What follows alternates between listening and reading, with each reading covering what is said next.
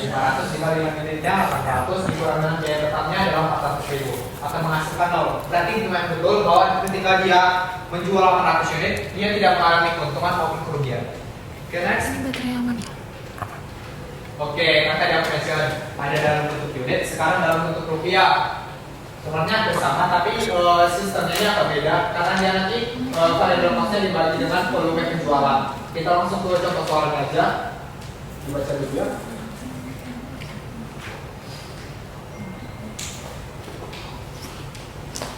Oke, kalian udah pada paham semua ya. Kalau dilihat di situ biaya tetap sama 400 itu FC. Bahasa itu volume penjualan. Volume penjualan itu apa tadi? Ya S itu sebesar 800 dan biaya variabel itu berapa? 400. Kalau kita masukin itu akan menghasilkan 800.000. Dengan kata lain, ketika penjualan pada titik 800.000, mereka tidak mengalami keuntungan atau kerugian. Dan kalau kita tinggal mencari, kalau dari BP harga, kita mau cari berapa unit sih? Pada harga tersebut hingga BP, kita tinggal membagikan aja pada harganya dibagi dengan harga jualnya. Harga pada saat BP yaitu kan tadi 800.000. Tadi harga jual per unitnya berapa? 1.000, betul. Tinggal kita bagi sehingga dapat 800. Nah, ini kan ada sisi. Sama kan? Oke, cuma itu doang BP. Oke, next.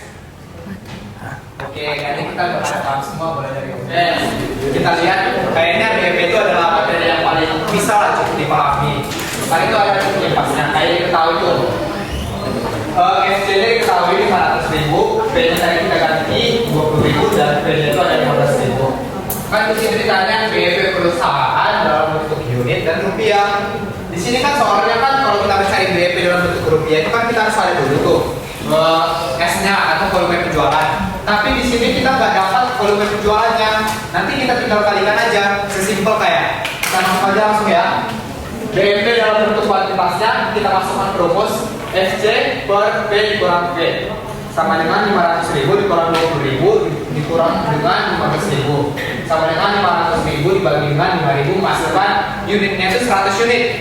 Dengan kata lain, kita menjual produk itu kalau mau jadi titik impasnya itu kita menjual sebesar 100 unit. Kalau kita dalam bentuk harganya, jadi kita tinggal kalikan aja sama harganya.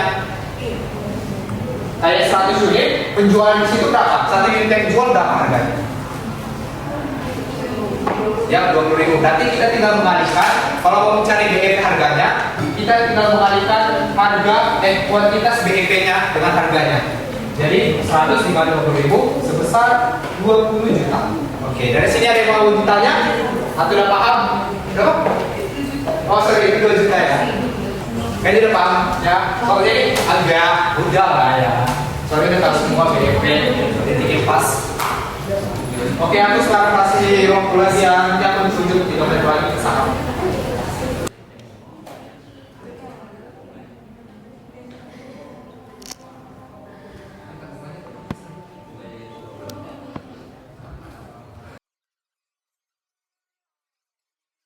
Pembagian saham yang tersirat pada saham biasa dia mencari itu expected return-nya, RR-nya.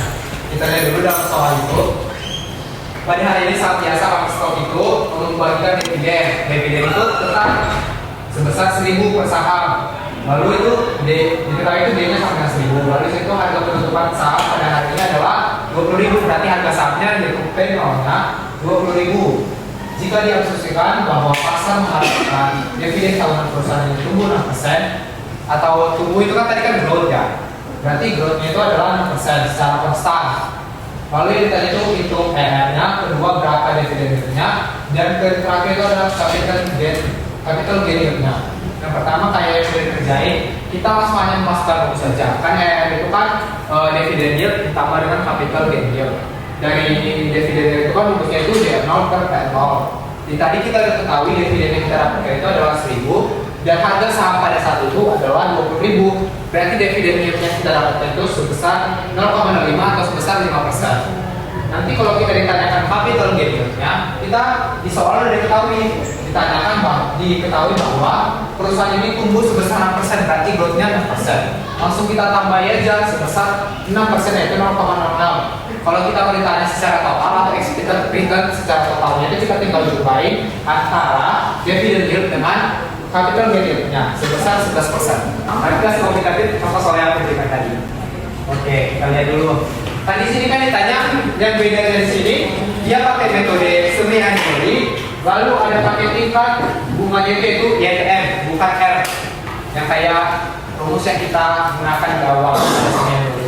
Tapi pada dasarnya itu mereka itu sama, tapi yang membedakan mereka adalah kondisinya. Kalau R itu bisa terjadi kapan saja tingkat bunganya, tapi yang YTM itu akan sama tingkat bunganya pada saat waktu jatuh tempo.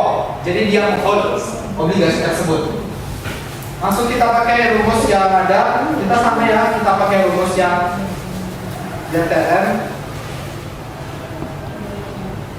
yang kayak sigma dari C sama dengan 1 ke N dikali dengan INT per 1 ditambah YTM kali dengan T. Sebenarnya rumusnya ini sama kayak yang semi annually atau yang annually juga, karena dia semi annually berarti kita bagikan dengan 2. Yang kita bagikan dengan 2 itu apa?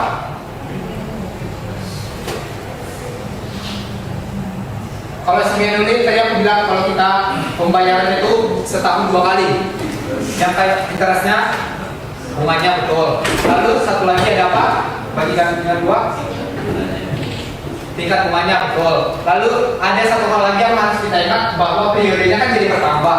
Bukan 1 kali setahun lagi, jadi 2 kali setahun. Jadi kita kalikan dengan nilai konstantanya sebesar kayak misalnya dibayar dengan 2 kali atau 3 kali setahun gitu. Jadi pada dalam soal ini kita kalikan dengan 2.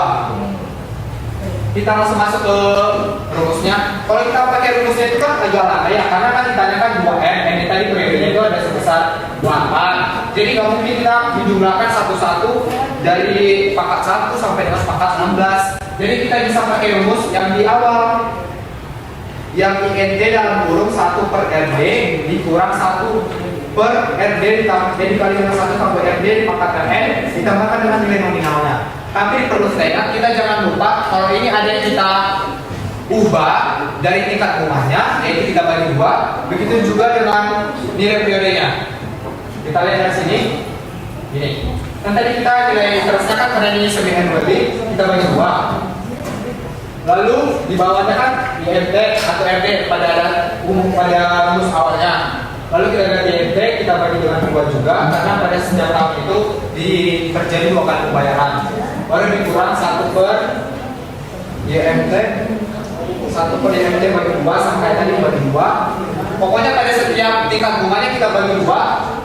Dan jangan lupa nanti pada periodenya kita kalikan juga dengan 2, bukan dibagi, kita kalikan karena periodenya semakin banyak.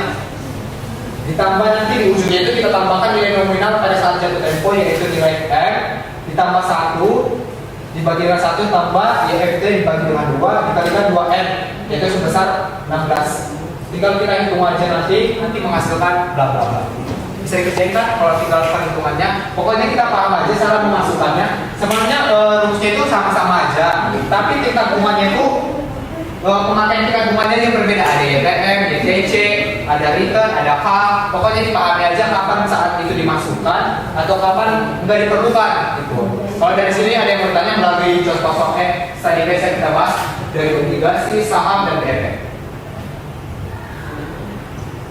Udah pada ngerti semua nih apa? Dari tadi ada yang kebingungan yang di nomor 1. Tadi kayaknya agak ada banyak bingung. Udah pada ngerti nih semua. Oke, ya udah nih.